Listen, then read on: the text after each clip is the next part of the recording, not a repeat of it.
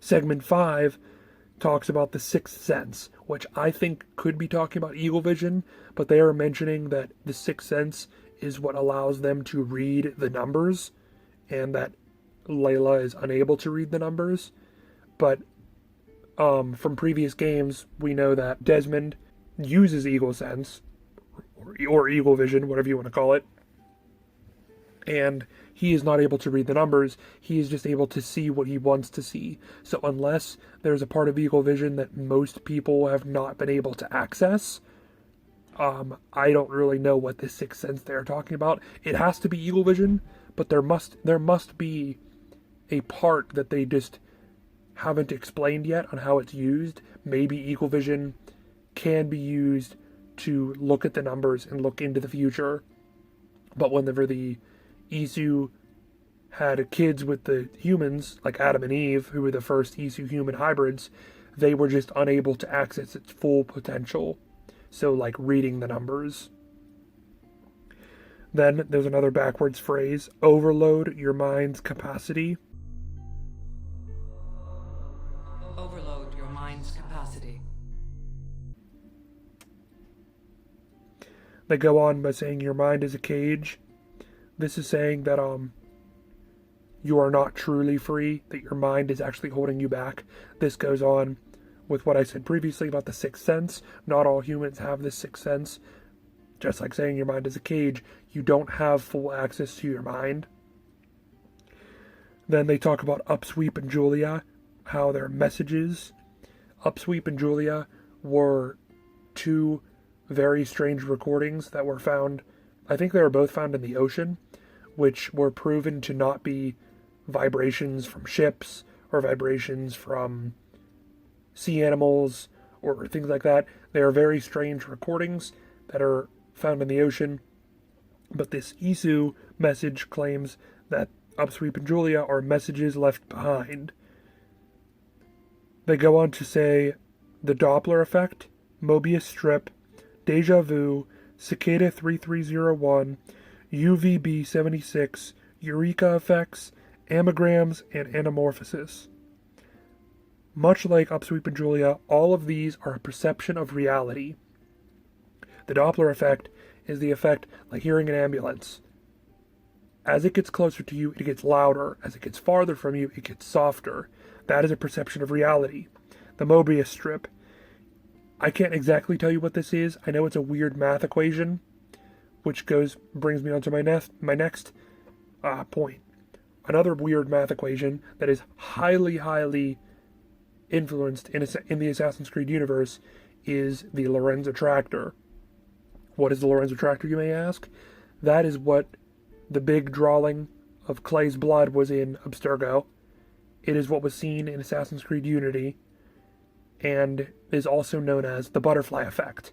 Now, what does the butterfly effect have to do with the Isu? Why did they put it in the Bastille? Why did previous assassins in the Middle Ages write the butterfly effect in the Bastille?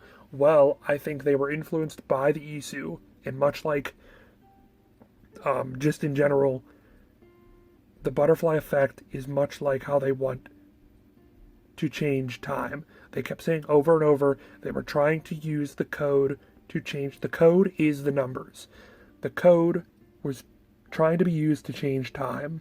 The butterfly effect, if you don't know, is a theory that the flap of a butterfly's wing can affect a nearby coastline and cause a tsunami.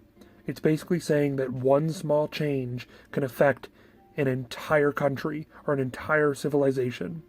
So something so small, like looking into the future, at future possibilities, in changing one thing, could prevent a disaster, like the Toba catastrophe. So that's what I compare the Mobius strip to, something like the Lorenz attractor.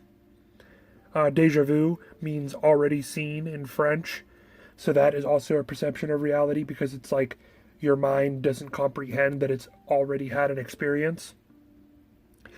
Cicada 3301 is a series of puzzles that were released by a group Some suspect it to be CIA training, some suspect it to be Russian spy training.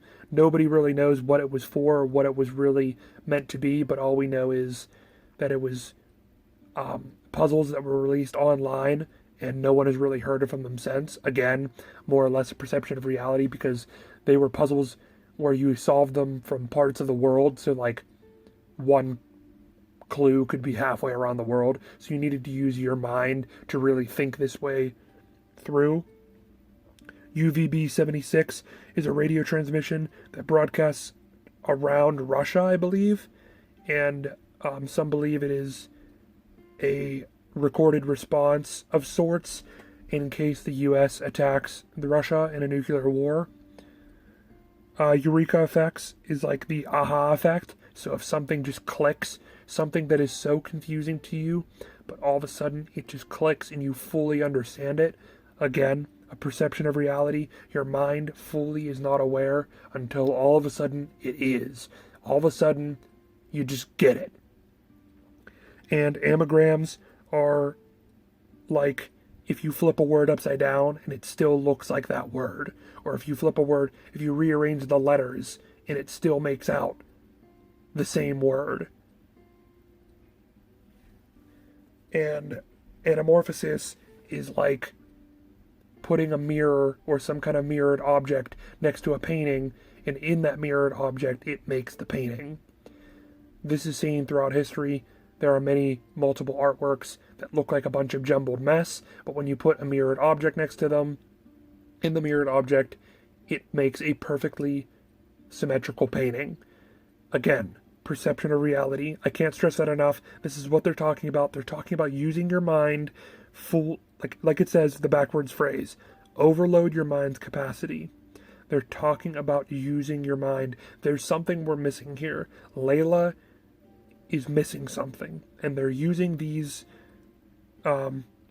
examples as a way of saying that Layla is missing something.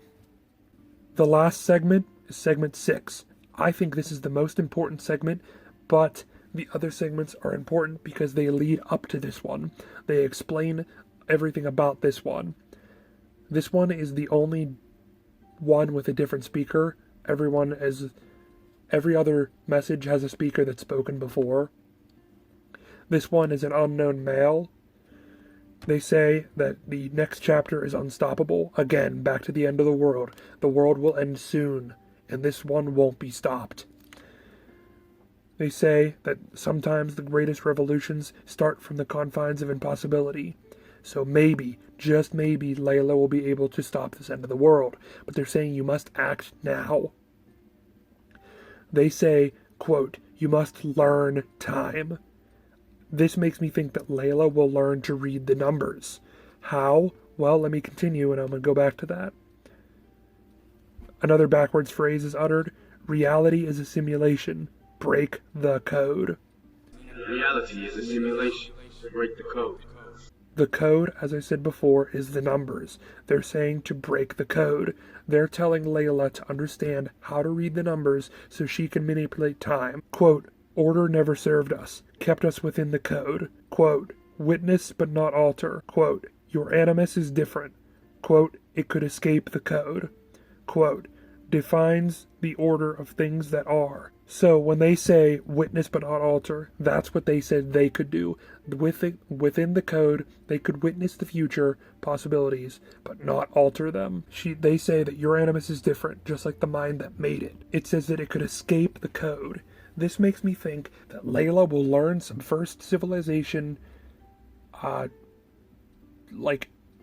theory, way of understanding the code and incorporate that with her animus to be able to witness and perceive future outcomes of present day. So if she's able to witness future outcomes of present day, she might be able to act on them unlike the Isu were, because as of now, she's walking around blind. The Isu were able to see the future outcomes, but they were unable to act.